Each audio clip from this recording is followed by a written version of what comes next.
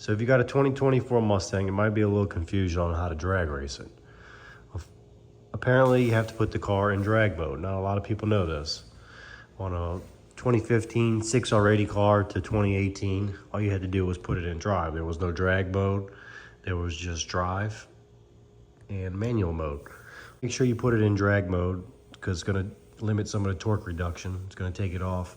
And then when it hits the shifts in drag mode, it's gonna really shift. It's gonna bang the gear almost. You're gonna feel it. It's different when you put it in regular drive and when you put it in any other mode. Because when you put this car in drag mode, when it hits second gear, it wants to spin the stock tires. So we got a set of 275s. 275 4017s we're putting on there. This should bring the gear ratio up to a 370 because the car already has 355s. So the only thing that's done to the car is it has 355s, it has an X pipe and an air filter, a green filter. I mean, it's a stock car. So we're gonna go out and see if we can't run a number with the draggy tonight and see what happens. It's gonna rain this weekend. I was gonna try to go to the track, so we're gonna have to get a later video on that. But I'm hoping this car will go 11s with just a tire and minimal things we have done to it. The next thing on the list is gonna be pulling some weight. We're gonna pull some weight out. We're not gonna do nothing drastic yet, but we are gonna pull some weight out the car. So we're gonna go make a couple passes in Mexico tonight, and we'll see what she does. I'm hoping for an 11.8, 11.7. I will be ecstatic if it runs that number, especially with the tires. I'm thinking it should run that, but like I said, if you try to do this with the stock tires, you're gonna have to pedal it really bad. And I was trying to pedal it the other day, and you had to pedal it so much, it felt like you wasn't even in throttle. So I had to buy a set of tires. I knew right away. It's like, yeah, we gotta get a set of tires on this thing so we don't have to pedal it as much. So I'm hoping I don't have to pedal it, but if not, we'll see what happens. I'm gonna show you how to set up the drag mode in the cluster if you haven't messed with it yet, and we'll go from there. So you're gonna go to your modes right here, and we're gonna go to track mode. I'm sorry, drag strip mode. I tried it in both track and drag strip, and you can definitely feel the difference when it shifts. It's gonna shift a lot firmer, and it's gonna limit some of the torque reduction on this car. So it bangs the gear really good. And if you have the stock tires on, leave the traction control on. I'm gonna try it both ways tonight, with the traction control off and with the traction control on, and we'll see if we have to pedal it. But with the stock tires, I would recommend leaving the traction control on, because when it hits second, it does like to bite and it will go sideways a little bit. So let's put the wheels on, and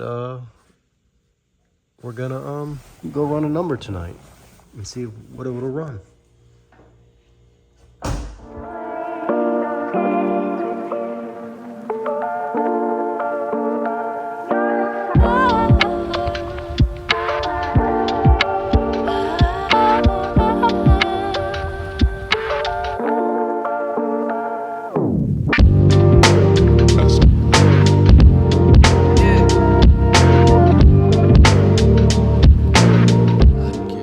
Brakes are like literally no joke, guys. I can't even, it was like one finger, you can barely even fit in there. I mean, there's like super duper close. I didn't even balance these yet because I was afraid that the caliper was gonna hit the wheel weight. So this is gonna be a test, see how bad they shake. It shouldn't be too bad right now, but if they do, I'm gonna go back to work and rebalance them, see how close we can get the wheel weights on there without hitting the calipers. So like I said, it looks kind of funny with the small tire on there right now, but it's gonna be well worth it, especially when I lower the car.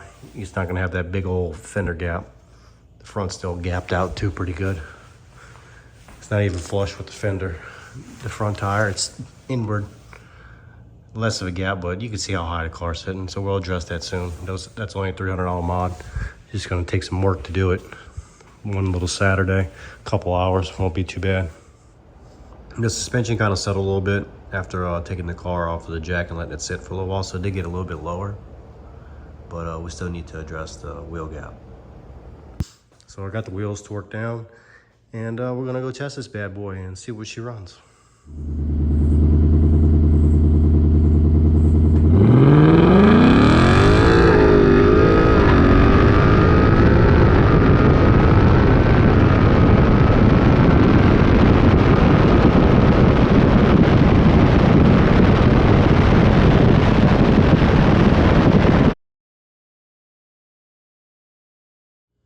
So the car did go in 1185 on the draggy, and all the car has done to it is a rear wheel and tire combo, X-pipe and air filter. I'm pretty pleased with that. That's a good starting point. So we'll start pulling weight out next and see where we can go from there. And we also had 2 other runs. One was an 1188 and a 12.0, but the consistency out of a car is going to be an 1185, 1188. I'm still trying to figure out where to launch the car at, and that was the most consistency I had, was around 15 to 1600 RPM, and that's what she cut, an 1188, 1185, and I think that's pretty good for a full weight stock car, basically. I mean, this thing's heavy. It's a premium package with leather, so I'm very happy with that. So this is the 8th mile slip I ran a couple weeks back, and the track had been broke on the quarter mile, so it did go a 7.78 to the 8th, and the draggy shows a 7.75. So if anything, the draggy's always a little bit slower, I find, and the car should be a little bit faster. So this is the best slip I have, and it's only 8th mile, which I'm disappointed in. So stay tuned, and I'll get y'all a quarter mile slip. So with that being said, thank you for watching, and please like and subscribe, guys. Have a good night.